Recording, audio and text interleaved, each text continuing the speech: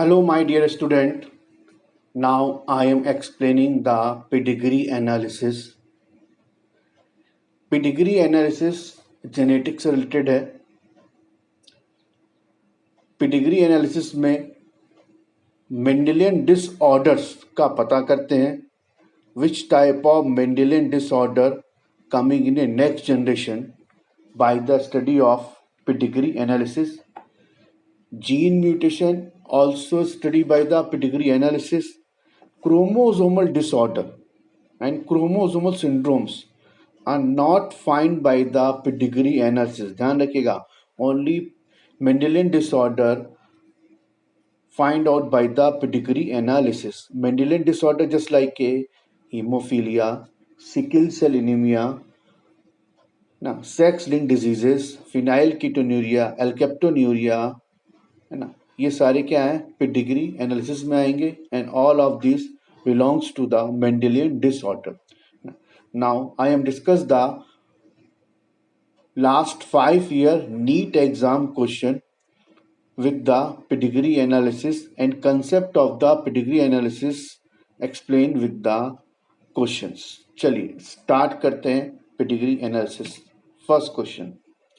Given the below pedigree chart of a family with 5 children, it shows the inheritance of attached earlobes as opposite to free ones. The square represent the male individual and circle represent the female. तो आपको मालूम ही है, जो circle होते हैं female बताते हैं, जो बॉक्स होते हैं स्क्वायर वो मेल बताते हैं. अगर फिलअप हुए तो इन्फेक्टेड हुए. अब यहाँ पे इस क्वेश्चन देखिएगा ईयर लोब्स लिखा हुआ है, इसका मतलब सोमेटिक सेल की बात हुई है. सोमेटिक होगा तो ऑटोसोमल डिसऑर्डर होगा. क्या होगा? Autosomal disorder. पेडिग्री देख के हमको पता करना है. अगर पेडिग्री में पेरेंट्स नॉर्मल हैं, पेडिग्री में अगर पेरेंट्स नॉर्मल हैं और F1 जनरेशन में 50 या उससे कम % इन्फेक्शन है तो आपको टेट कर देना ऑटोसोमल रिसेसिव और पेरेंट्स होंगे हेट्रोजाइगस.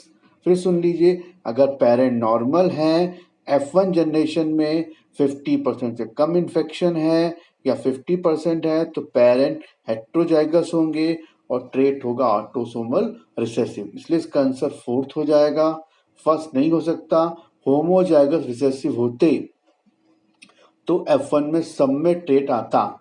सेकेंड नहीं हो सकता. वाई लिंक्ड होता तो केवल मेल टू मेल जाता, फीमेल में नहीं आता. होमोजाइगस डोमिनेंट होता तो F1 में सब में इन्फेक्टेड आता, लेकिन ऐसा नहीं दिख रहा, इसलिए इसका आंसर फोर्थ हो जाएगा. नेक्स्ट क्वेश्चन पे आते हैं. Predict from the following chart. अब जब आपको पेडिग्री चार्ट में बीच में डॉट दिख जाए तो समझ लो सेक्स लिंक ट्रेट है और रिसेसिव है. ज्यादा दिमाग नहीं लगाना है.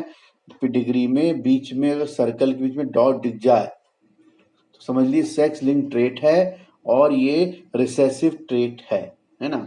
तो ये सेक्स लिंक्ड रिसेसिव ट्रेट हो जाएगा, पहली चीज. दूसरी चीज, सेक्स लिंक्ड हमको देखना है तो अपोजिट सेक्स में चलेगा, क्रिस क्रॉस शो करेगा. फीमेल से मेल में जा रहा है, देखिए फीमेल से मेल में जा रहा है और मेल से फिर फीमेल में जा रहा है. तो ये डॉट शो कर रहा है, ये sex link autosomal recessive trait है, इसलिए इसका आंसर थर्ड हो जाएगा. Character is sex linked recessive. First नहीं हो सकता. अगर एक्स लिंक डोमिनेंट होता तो F1 में सब में आएगा. और मैंने आपको पहले ही बोला है, अगर 50% या उससे कम ट्रेट है F1 में तो ये सीधे आपको रिसेसिव बताता है. अब वो ऑटोसोमल रिसेसिव होगा या फिर सेक्स लिंक्ड. सेक्स लिंक्ड होगा तो ऐसे बीच में डॉट लगी होगी और ऑटोसोमल होगा तो डॉट नहीं लगी होगी. नेक्स्ट क्वेश्चन पे आते हैं. Study the given pedigree carefully, trait indicate. अब यहाँ पे देखिए फीमेल नॉर्मल है, मेल इन्फेक्टेड है. अब F1 में किसी में भी इन्फेक्शन नहीं आ रहा है, इसका मतलब या तो रिसेसिव होगा ट्रेट, डोमिनेंट तो नहीं हो सकता है ना. सेक्स लिंक भी नहीं होगा. अगर सेक्स लिंक होता तो अपोजिट सेक्स में आता, यहाँ पे ऐसा नहीं है. अब ये मेल इस फीमेल इन्फेक्टेड फीमेल से मैरी कर रहा है तो सबके सब इन्फेक्टेड आ रहे हैं. इसका मतलब ये फीमेल या तो डोमिनेंट है ना, या फिर इसमें सेक्स लिंक डोमिनेंट ट्रेट है या फिर ऑटोसोमल डोमिनेंट ट्रेट है. लेकिन इधर फीमेल नॉर्मल है तो सबके सब क्या आ रहा है? नॉर्मल आ रहा है. इसका मतलब ये हुआ कि फीमेल से ही ट्रेट जा रहा है। अगर ये ऑटोसोमल या सेक्स लिंक्ड डोमिनेंट होता तो ये वाली पेडिग्री में भी, राइट हैंड साइड पेडिग्री में भी इन्फेक्शन आता। इस सब यहाँ इंडिकेट हो रहा है कि लेफ्ट हैंड वाली पेडिग्री जो ये है, जो सर्कल मैं बना रहा हूँ, इससे सब के सब इन्फेक्टेड हो रहे हैं, यानी केवल फीमेल से ट्रेट आगे जा रहा है। इसका मतलब मैटरनल इनहेरिटेंस हुआ, केवल फीमेल के ही जीन जा रहे हैं। मैटरनल इनहेरिटेंस मतलब साइटोप्लाज्मिक इनहेरिटेंस। क्लियर हो गया। ऑटोसोमल रिसेसिव नहीं हो सकता, होता तो इधर वाली पेडिग्री में भी ट्रेट आता, राइट हैंड वाली साइड पेडिग्री में ट्रेट आता। एक्स लिंक भी नहीं है, क्योंकि एक ही पेडिग्री में सब इन्फेक्टेड हो रहे हैं, वही फीमेल से, मेल से कोई भी इन्फेक्टेड नहीं हो रहा, इसलिए मैटरनल डिसऑर्डर होगा। आंसर इसका थर्ड हो जाएगा। नेक्स्ट क्वेश्चन पे आते हैं। A pedigree shown below for a disease that is autosomal recessive. इन्होंने पहले ही बोल दिया ऑटोसोमल रिसेसिव। फर्स्ट जनरेशन का हमको जेनेटिक मेकअप बताना है। मैंने पहले ही बोला था अगर पेरेंट नॉर्मल है और F1 में 50% से कम इन्फेक्शन है तो आपको पेरेंट को क्या कर देना है, ऑटोसोमल रिसेसिव और हेट्रोजाइगस। इसलिए सेकेंड आंसर हो जाएगा। ये ध्यान रखिए, अगर 50% से कम इन्फेक्शन आ रहा है या 50% आ रहा है तो आपको सीधा ट्रेट ऑटोसोमल रिसेसिव कर देना है। नेक्स्ट स्लाइड पर आते हैं। Giving the pedigree show inheritance of autosomal recessive gene. फिर उन्होंने बोल दिया ऑटोसोमल रिसेसिव जीन है, ठीक है। इसका मतलब ये हो गया कि ये ट्रेट ऑटोसोमल है, पेरेंट इन्फेक्टेड नहीं है, तो पेरेंट कैपिटल ए कर देंगे, ये वाला स्मॉल होगा, तभी F1 में कोई भी इन्फेक्शन नहीं आया। देखो फिर वही कंसेप्ट लग गया, अगर 50% या उससे कम इन्फेक्शन है या नहीं है तो ऑटोसोमल रिसेसिव ट्रेट होगा। ये होमोजाइगस ए होगा, तभी यहाँ पे सारे हेट्रोजाइगस ए आएंगे, है ना। तो पेरेंट का हो जाएगा नॉर्मल पेरेंट होमोजाइगस ए और इन्फेक्टेड पेरेंट रिसेसिव होमोजाइगस ए होगा, इसलिए इसका आंसर फर्स्ट आ जाएगा। नेक्स्ट क्वेश्चन पे आते हैं।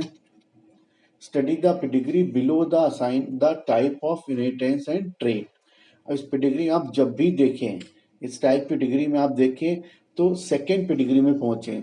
यहाँ पे आपको दिख रहा है कि ये नॉर्मल पेरेंट्स हैं, ये नॉर्मल पेरेंट्स F1 में इन्फेक्शन शो कर रहे हैं, तो फिर वही कंसेप्ट लगेगा 50% या उससे कम इन्फेक्शन है और पेरेंट नॉर्मल है, जिसका मतलब पेरेंट ऑटोसोमल रिसेसिव और हेट्रोजाइगस होंगे। तो थर्ड हो गया ऑटोसोमल रिसेसिव और हेट्रोजाइगस ट्रेट। जब भी इस तरह की पेडिग्री आएगा तो आपको लास्ट में जाना है, लास्ट वाली जनरेशन में जाना है। दूसरी चीज, नॉर्मल से मैरी कर रहा है, नॉर्मल से मैरी कर रहा है और इन्फेक्टेड आ रहा है तो रिसेसिव ट्रेट होगा, और अगर नॉर्मल से मैरी कर रहा है, नॉर्मल आ रहा है तो डोमिनेंट ट्रेट होगा। यहाँ पे ध्यान रखना, नॉर्मल से मैरी कर रहा है, इन्फेक्शन आ रहा है तो रिसेसिव ट्रेट हो गया, तो इसलिए इसका आंसर थर्ड हो जाएगा। और ओवरऑल पेडिग्री में देखो हर जनरेशन में 50 और 50% से कम इन्फेक्शन है, जिसका मतलब ट्रेट ऑटोसोमल रिसेसिव होगा। डोमिनेंट होता तो 50% से ज्यादा आता, इसलिए फोर्थ आंसर नहीं होगा। वाई लिंक्ड होता तो केवल मेल टू मेल जाता, इसलिए वाई लिंक भी नहीं है। एक्स लिंक्ड होता तो ये क्रिस क्रॉस शो करता, वो भी शो नहीं कर, इसलिए फर्स्ट भी आंसर नहीं है, इसलिए इसका आंसर थर्ड चला जाएगा। नेक्स्ट क्वेश्चन पर आते हैं। Give the below is the pedigree sickle cell anaemia. Sickle cell anaemia एक ऑटोसोमल रिसेसिव ट्रेट है, तो ये बोल रहा है कि इसके पेरेंट कैसे होंगे। पेरेंट दोनों नॉर्मल दिख रहे हैं और नॉर्मल जो होते हैं वो कैरियर होते हैं, यानी हेट्रोजाइगस से आएगा, इसलिए इसके पेरेंट सिकल शिफ्ट तो नहीं होंगे, नॉर्मल भी हो सकते हैं और कुछ सिकल शिफ्ट आरबीसी भी पाई जा सकती हैं, इसका आंसर थर्ड आएगा। पूरी तरह से हम नॉर्मल नहीं बोल सकते हैं, फर्स्ट आंसर नहीं होगा। सिकल सेल भी नहीं बोल सकते हैं क्योंकि ये कैरियर है, इसलिए सेकेंड ऑप्शन भी नहीं होगा, इसलिए इसका आंसर थर्ड हो जाएगा। नेक्स्ट क्वेश्चन पर आते हैं। Study the pedigree chart given below. और इस पेडिग्री चार्ट देखो, फिर पेरेंट्स नॉर्मल हैं, F1 में 50% से कम इन्फेक्शन है, तो F1 में जब भी 50% से कम इन्फेक्शन हो तो समझ लो ऑटोसोमल रिसेसिव। और सीधी बात है, अगर पेरेंट नॉर्मल हैं, F1 में इन्फेक्शन है, तो सीधा कंसेप्ट लगाना है ऑटोसोमल रिसेसिव पेरेंट होंगे और हेट्रोजाइगस होंगे, इसलिए इसका आंसर थर्ड हो जाएगा inheritance of condition like phenylketonuria as an autosomal recessive trait. Phenylketonuria एक ऑटोसोमल ट्रेट है ना। फर्स्ट नहीं हो सकता। हीमोफीलिया सेक्स लिंक्ड है, तो यहाँ भी कोई भी कैरियर और डॉट नहीं दिख रहा है, ना क्रिस क्रॉस शो कर रहा है, इसलिए फर्स्ट आंसर नहीं होगा। सेकेंड की बात करें, सेकेंड भी बोल रहा है सेक्स लिंक्ड होगा, लेकिन सेक्स लिंक्ड नहीं है क्योंकि यहाँ पे क्रिस क्रॉस शो नहीं हो रहा है। फोर्थ, पेडिग्री चार्ट सही है, रॉन्ग नहीं है, इसलिए इसका आंसर थर्ड हो जाएगा। नेक्स्ट क्वेश्चन पर आते हैं। The pedigree show the occurrence of albinism. Albinism एक रिसेसिव ट्रेट है if the person 4 is homozygous carrier for the trait. Fourth person is homozygous है and the carrier for the trait, यानी ये fourth जो है होमोजाइगस है। Capital A हो गया है ना। तो हमको पता करने कौन कौन से लोग कैरियर हैं। यहाँ पे फर्स्ट कैरियर होगा, सेकंड कैरियर होगा, हेट्रोजाइगस होगा तभी यहाँ पर रिसेसिव एक आएगा। तो मैंने आपको पहले ही बोला था अगर पैरेनॉर्मल हैं तो हेट्रोजाइगस रिसेसिव होता है, ऑटोसोमल हेट्रोजाइगस होता है। तो फर्स्ट सेकंड हेट्रोजाइगस हो गए, ये वाला इन्फेक्टेड हो गया, ये होमोजाइगस उन्होंने बोल दिया है कैपिटल ए है, तो इसका मतलब ये दोनों फिर कैरियर हो गए। थर्ड वाला होमोजाइगस ए भी हो सकता है और हेट्रोजाइगस भी हो सकता है, इसलिए थर्ड को हम कैरियर नहीं बोल सकते हैं। तो फर्स्ट सेकेंड फिफ्थ सिक्स इसका आंसर हो जाएगा। फोर्थ वाला इसका आंसर हो जाएगा। फर्स्ट इसलिए नहीं हो सकता क्योंकि फोर्थ बोल रहा है ऑलरेडी होमोजाइगस, इसलिए फर्स्ट नहीं होगा। सेकेंड फिफ्थ और सिक्स इसलिए नहीं हो सकता क्योंकि फर्स्ट और सेकेंड भी कैरियर हैं, इसलिए इसका आंसर फोर्थ हो जाएगा। नेक्स्ट क्वेश्चन पर आते हैं।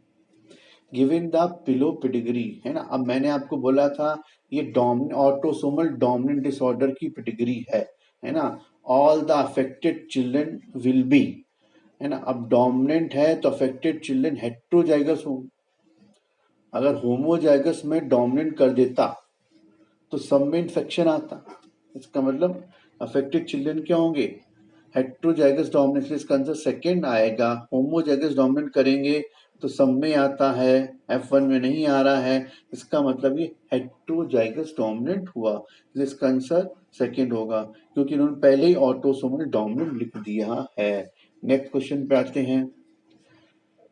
This is a pedigree for autosomal recessive, बोल दिया इन्होंने ऑटोसोमल रिसेसिव, हमको मालूम भी है एल्बिनिज्म रिसेसिव ट्रेट है और F1 पेरेंट नॉर्मल है, F1 में इन्फेक्शन 50% या उससे कम है या नहीं है तो रिसेसिव ट्रेट होता है, ये पहले ही डिस्कस कर चुके हैं। अब इन्होंने पूछा क्या है कि सेकेंड जनरेशन में जो फर्स्ट पर्सन है, सेकेंड जनरेशन जो फर्स्ट पर्सन है उसमें किस तरह का ट्रेट होगा, होमोजाइगस नॉर्मल होने के उसके क्या चांसेस हैं। तो फर्स्ट जनरेशन में 1, 2 और 3 बच्चे हैं, है ना। 3 में से एक बच्चा एक पूछ रहा है तो ये 1/3 हो जाएगा। 3 में से एक पूछ रहा है तो ये 1/3 हो जाएगा।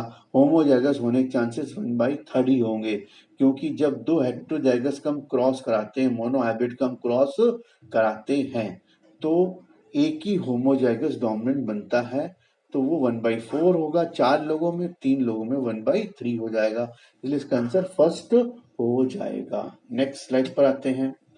ये पेडिग्री फिर देख रही है, ऑटोसोमल डोमिनेंट की पेडिग्री है इसलिए F1 में इन्फेक्शन आ रहा है। तो बोल रहा है फर्स्ट जनरेशन का जेनेटिक मेकअप क्या होगा। फर्स्ट जनरेशन का जेनेटिक मेकअप कैसे बोल सकते हैं, होमोजाइगस डोमिनेंट होगा, होमोजाइगस डोमिनेंट नहीं बोल सकते, अगर डोमिनेंट होता तो भी हेट्रोजाइगस कंडीशन आती, है ना।